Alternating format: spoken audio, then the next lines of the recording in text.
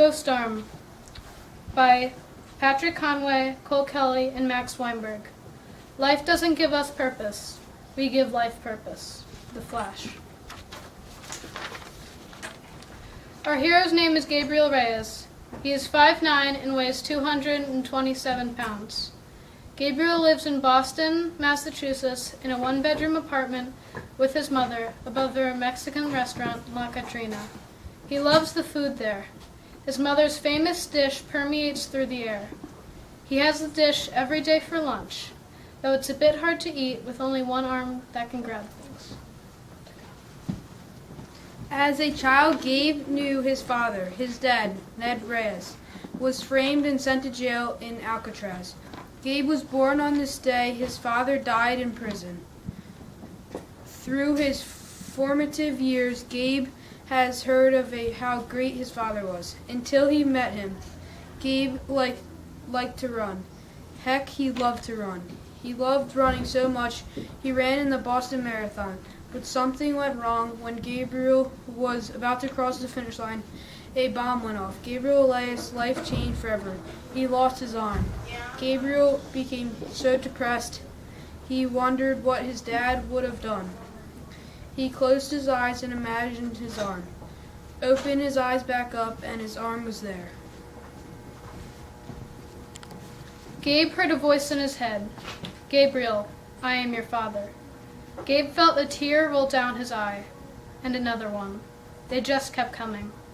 Gabriel thought for every time that he thought of his father, a tear fell, and Gabe thought of his father a lot. He broke down in tears. Dad, is that you? He said weepily.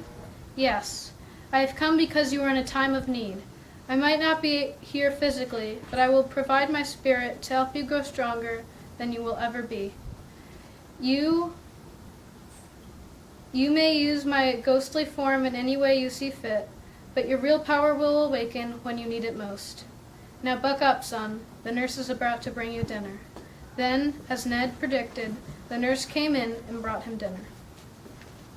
Akande Strucker has been the #1 crime lord in Boston for decades. Wanted for several crimes. Law enforcement had been trying to catch him forever. Strucker and his men have been terrorizing the innocents of Boston for as long as Gabriel can remember. Akande is also the one who framed his father for tax evasion. One day, some of Akande's goons walked into La Catrina with guns.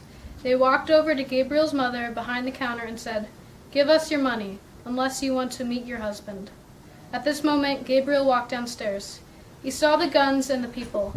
He had been practicing his powers and was confident in his abilities. Gabriel said, "Hey guys, let's settle down. There's no need for this." The goons laughed. "This kid is trying to tell us what to do, eh? He's only got one arm. Ha ha ha ha ha." The taunts kept coming, and Gabriel grew quiet. He looked at his arm, walked towards his adversaries, a ghost arm beginning to manifest. He grabbed one of the goons by their collar with his other worldly limb and backhanded him through the window with the ghost arm. "Who's laughing now?" Gabriel said angrily. The villains decided to cut their nooses and fled. His mother ran towards Gabriel and gave him a hug. "Gabe, how'd you do that?" Gabe began to cry. It's Dad, he replied. Then both squeezed each other more lovingly than ever and cried tears of joy together. The remaining villains ran back to their boss. They told him about the boy with one limb and his ghostly powers. "I will not let this child destroy my legacy. Our legacy. I want to find out the full extent of his power." To lure him in, Akande attacked a bank. Gabriel heard the news of this and threw on his superhero suit that he recently made. "I'm not sure this is a good idea, Gabe," his father advised. "Dad, this is the right thing to do. I'm using my powers to help people."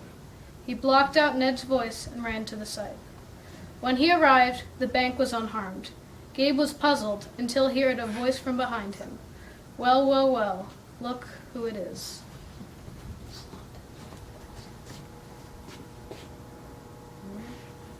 Finishing off. Akande jumped from a beam in the ceiling and created a sinkhole in the floor, knocking Gabe to his knees. "It's time you get out of our town, Akande," Gabriel said. "People are getting hurt." "Who's getting hurt, boy?" Akande said, as he picked up and threw Gabriel across the room. "Ned Reyes, Michelle Reyes, and Bob Flanagan." Gabe began to list the names of people he knew who had been hurt by Akande. Gabe got back up, his body being surrounded by a ghostly aura. Akande ran towards him, bellowing a menacing war cry. They met in the middle of the bank, meeting each other's power with a single one punch. They fought for several hours till they both grew tired. They had one final bout, and Gabe hit Akande with a powerful uppercut, blasting him through the wall and into the next building. "Don't get back up," it ends today. Akande Strucker and his minions left Boston that day for good. Gabe continues to live a normal life as a high school student, but when trouble strikes, he puts back on his supersuit and protects the city of Boston. We would like to dedicate our short story to the Boston bombing victims. That was a terrible day. We wanted to make our story about the people who were affected by the attack and how they adapted as their lives changed forever. Gabe is a perfect example of strength and courage shown by the people of Boston on that day. Either police officers, nurses and doctors, and even everyday people, we can all help when our community needs us the most.